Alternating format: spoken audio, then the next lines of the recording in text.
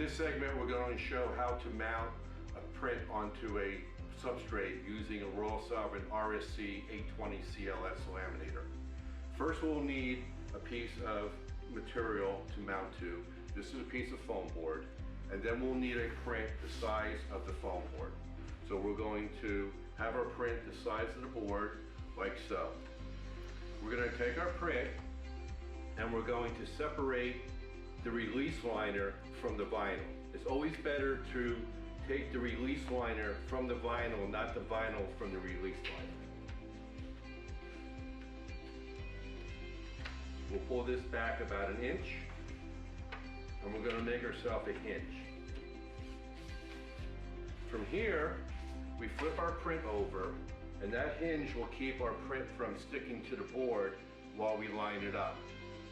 Once we're lined up, we're going to take a squeegee, tack down the center, and bring our material back and forth here to stick it on as a hinge.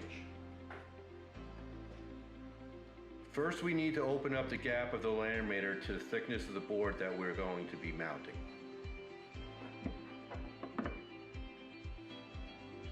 Our next step is to put the print into the nip of the laminator. We're going to hit the run button and then stop it just so it goes into the nip.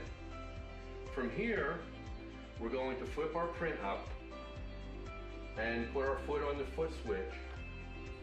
We're going to grab the tongue of the release liner, press the foot switch, and let our print go through the laminator.